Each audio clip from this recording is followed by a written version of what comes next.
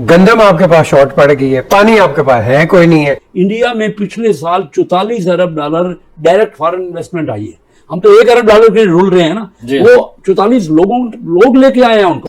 Saudi Arabia IMF की तरफ देख रहा है, वो कह रहा है कि जब तक IMF से आपका मामला तय नहीं होगा हमारी तरफ से कोई मदद की तवक्को ना रखें। सारे अंडे एक बास्केट में आप रख के चलेंगे, आप अंडों को तकसीम नहीं कर सकते। और जिस महंगाई और जिस बदहाली, जिस बेरोजगारी की तरफ हम बढ़ रहे हैं, तो फिर इसके नतीजे किधर जाएंगे। आखिर इंडिया है, उसमें क्या IMF से लोग आते हैं?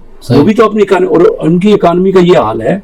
1990 में उनके यहाँ उनकी इकानमी, इंडिया हमसे 6 गुना आबादी में बड़ा मुल्क है, उनकी इकानमी हमसे सिर्फ 4 गुना थी, यानी हमारा पर कैपिटल ज्यादा था उनसे।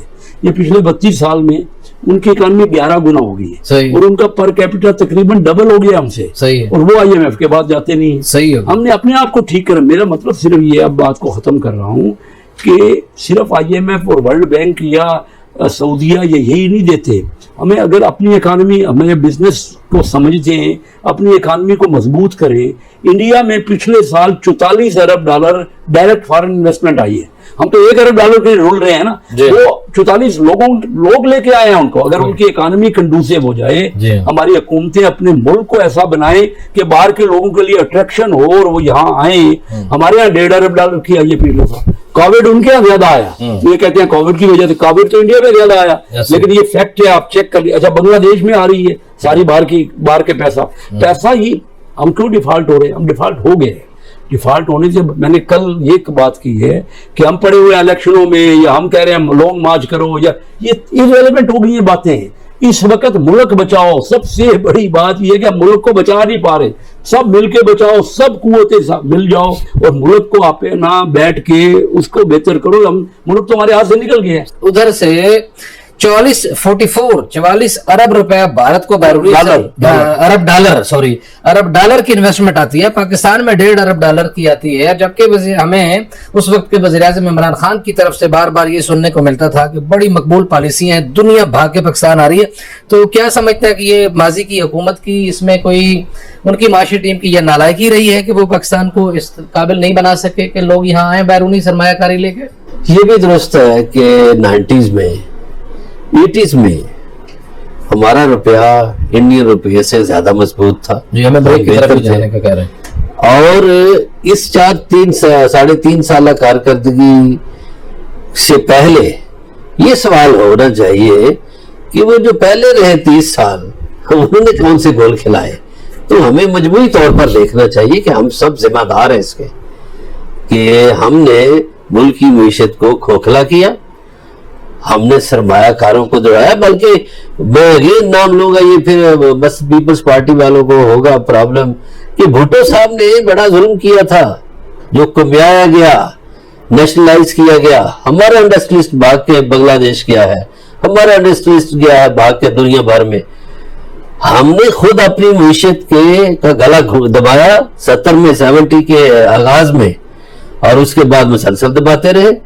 मैंने अभी आपसे जिक्र किया कि इंडिया में कोविड ज्यादा था, उन्होंने अपना माहौल अच्छा किया, बिजनेस के लिए एनवायरनमेंट को कंडूसिव बनाया। वहां पे बाहर का 44 अरब डॉलर आ गया, हमारे पास 1.5 अरब डॉलर। सबसे पहला तो हाल ये है कि अपनी इकानमी को अट्रैक्टिव करें ताकि बाहर के बड़े बड़े इंडस्ट्रियलिस्ट आपके पास आए, उससे आपको रोजगार लोगों को मिलेगा, उससे आपके पास टेक्नोलॉजी आएगी।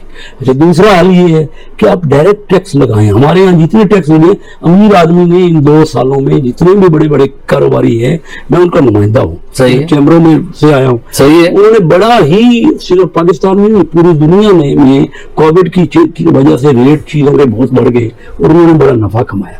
तो उनके ऊपर वो टैक्स लगाएं और वो दे उनको सब्सिडी। ये ना करें आज जो हमने तेल की कीमत 50 रुपए बढ़ा दी, तो वो लोग जो नहीं दे सकते, जो दे सकते हैं उनसे टैक्स लेके थोड़ी सब्सिडी दें। बिल्कुल, ये IMF ये नहीं कहता कि, IMF तो कहता है कि आप अपना खसारा घटाएं बजट का।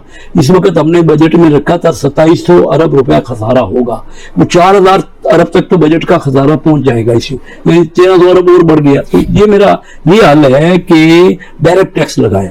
तीसरा मैं हल निकालता हूं कि SMEs, दरमियाने और छोटे कारोबार को फरोग दें।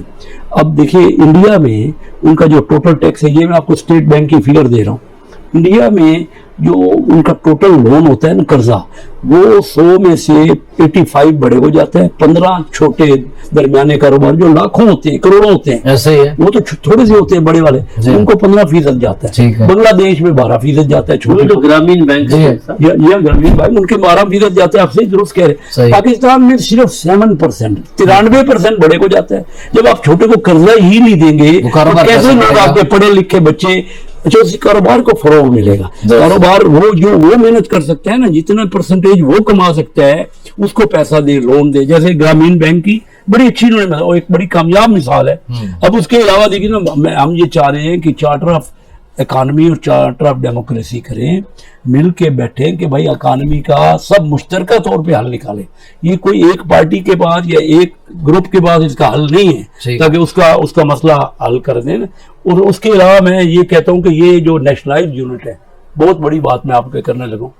इस वक्त नेशनलाइज्ड यूनिट जो हैं, जैसे स्टील मिल ले लें, रेलवे ले लें, आप PIA ले लें, आपके बिजली के जितनी डिस्ट्रीब्यूशन है या गैस की डिस्ट्रीब्यूशन है, इन सब पे और जो नेशनलाइज्ड यूनिट हैं उनमें हमारी हुकूमत का 4000 या 5000 अरब रुपए लगा हुआ है, और हर साल वो 800 अरब घाटा डालते हैं। जैसे नेशनल बैंक है, ठीक है, बैंक आपने प्राइवेटाइज किया। अभी ये ना जिक्र किया कि पीपल पार्टी के दौर में अच्छे खासे चलते चलते इदारों को नेशनलाइज कर लिया और उसका बेड़ा गर्क कर दिया।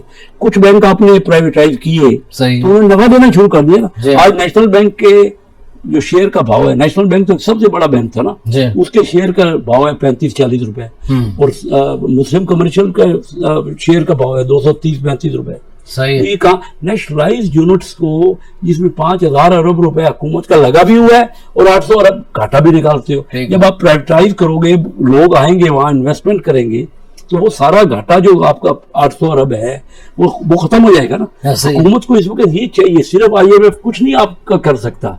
तो ये इन मामलों पे हम गौर करेंगे और बिजनेस को फरोग देंगे, अपनी इकानमी की तरफ बेहतर रोजगार पैदा करेंगे, तो एकदम इनमें आएगी। किसी भी हुकूमत ने बातें की हैं, सबने कहा नेशनलाइज यूनिट को प्राइवेटाइज कर दो, लेकिन हुआ तो कुछ भी नहीं, कोई भी नहीं कर पा रही। तो इन बातों में मिल के बैठना पड़ेगा, कंसेंसस बनाना पड़ेगा मुल्क के मफाद में।